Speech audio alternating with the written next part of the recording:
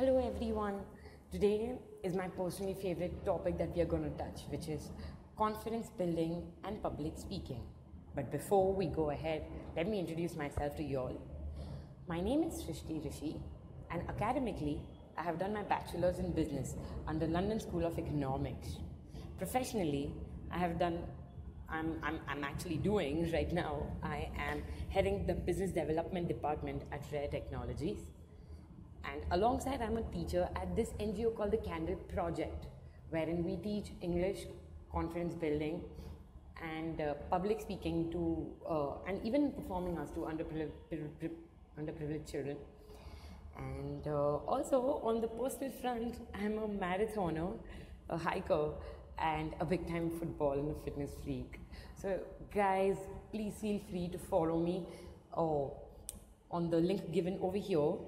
If in case you all have any questions regarding the lesson that I've uploaded, please let me know, and please put in your feedback as to how did you find this particular lesson of mine.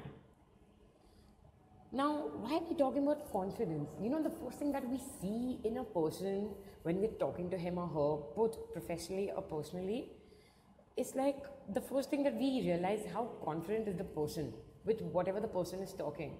How appealing, because once we know the person's confident, we want to listen more. That's a sign that you know your stuff well. It's a sign. That's why you want to take the conversation ahead. So I'll tell you all more as to why confidence is important today. First being, you have a greater self-worth.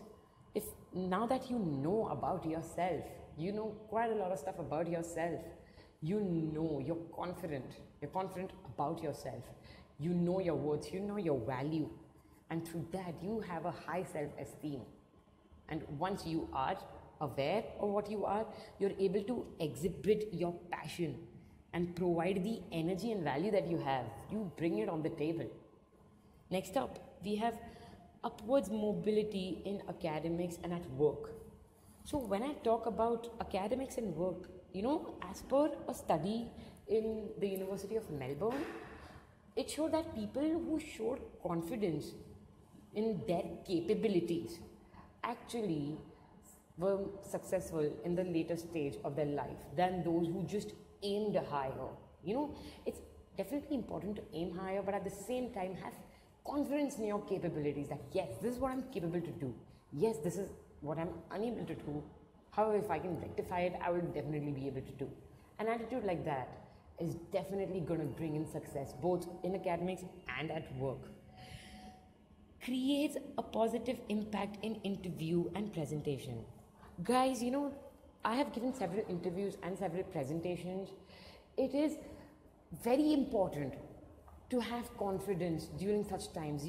Although during interviews, people want to know whether, they are very much keen to know the answer to their questions.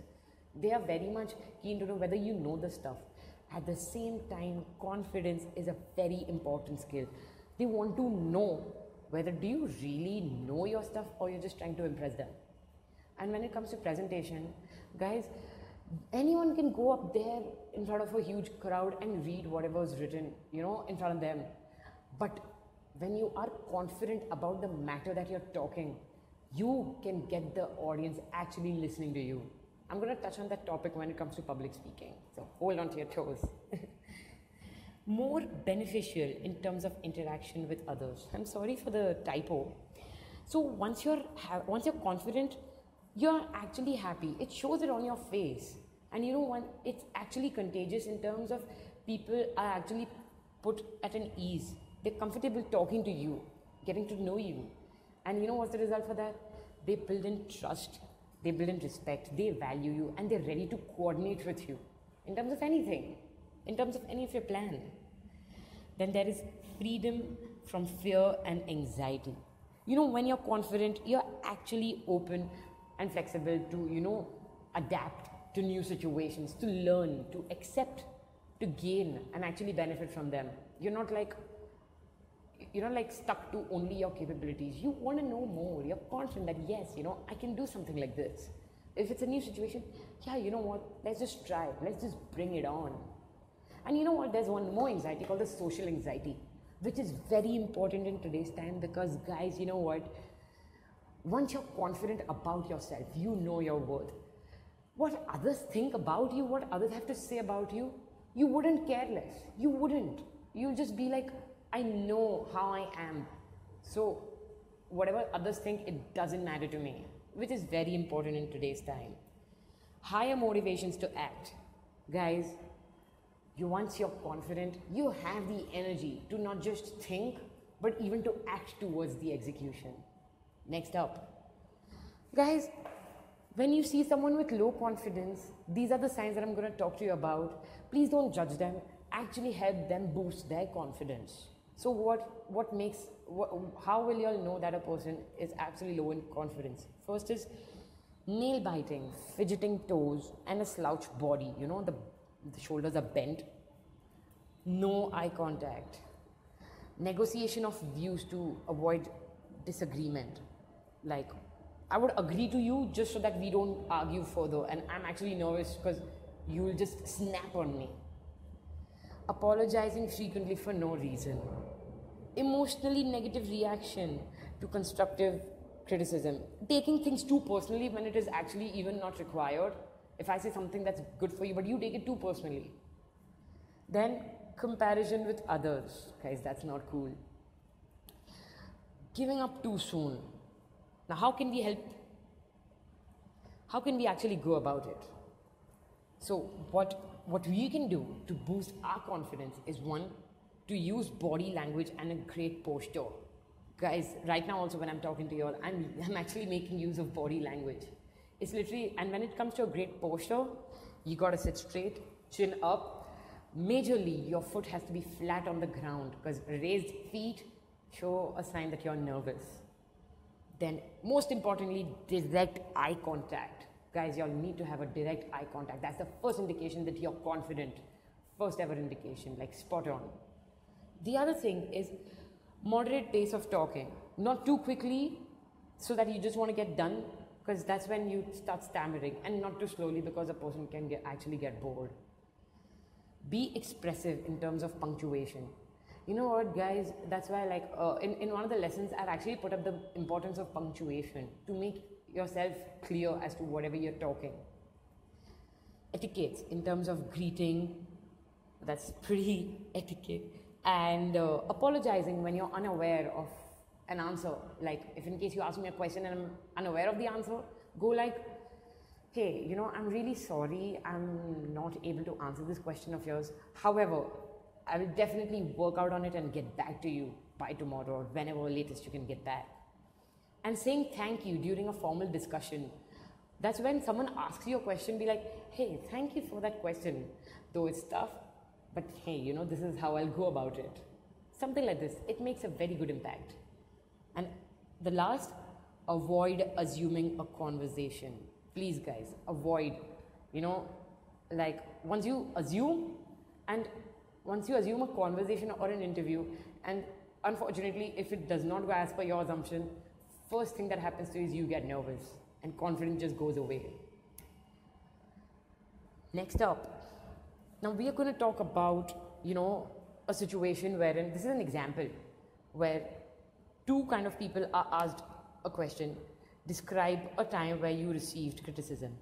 A confident person would be like, hey, you know, like, criticism everyone's faced, and I have been criticized of losing my anger, but now is the time where I actually work out on it, and I've realized this is my weakness.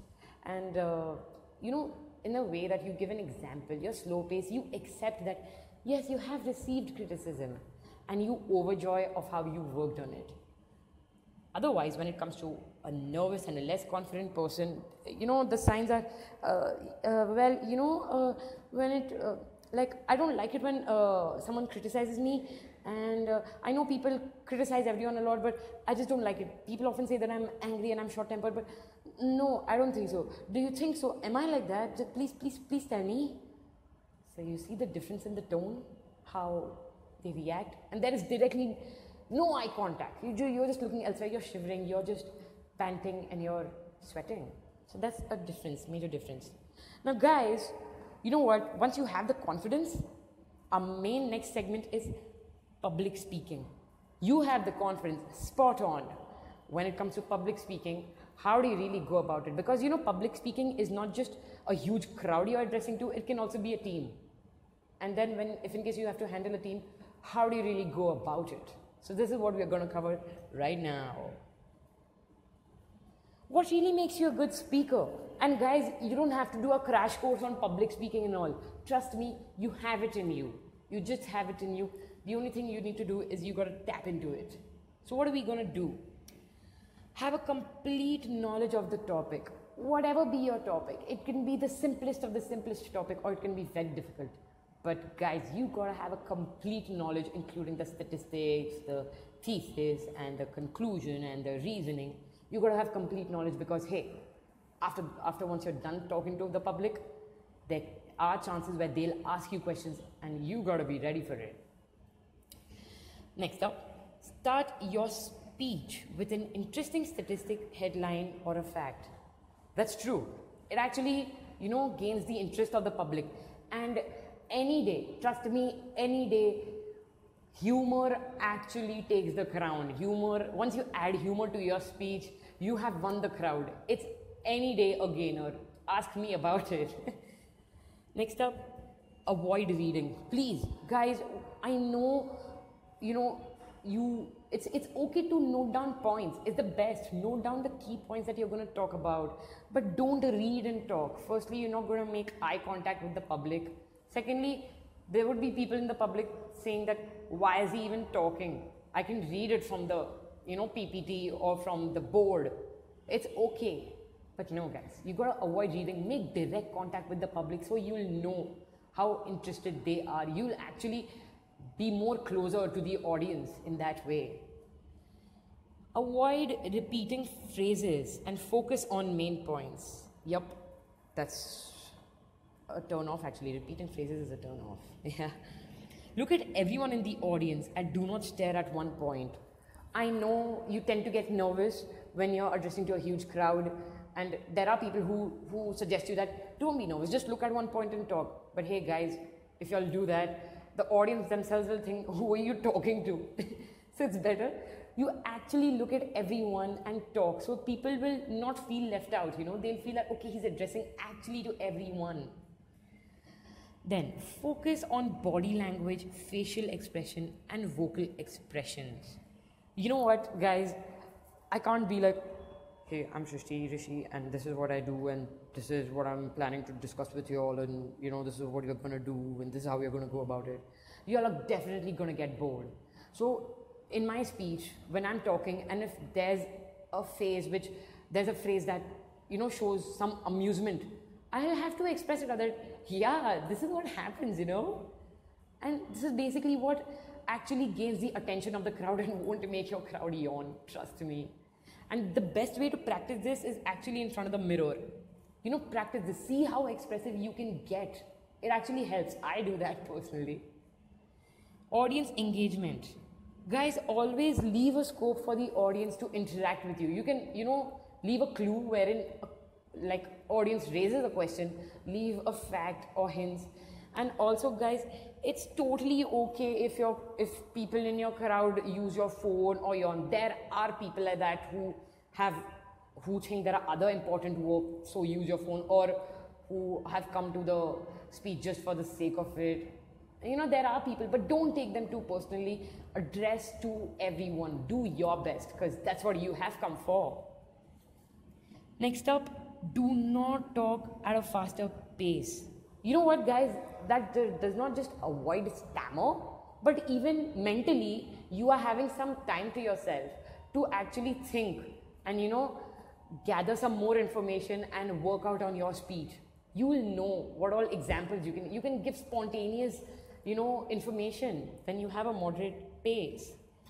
And mainly, have a positive thought. Guys, when you're addressing to a public, and once you have a positive thought, it actually reflects on your face, It's fine. People tend to be nervous. You have heavy breathing. But the best part is you also have confidence. Never feel that you're nervous. Please never feel so. Once you have a happy thought, the first thought that will come is, I can do this. This moment is mine. Let's get done with it with immense amount of beauty. Thank you.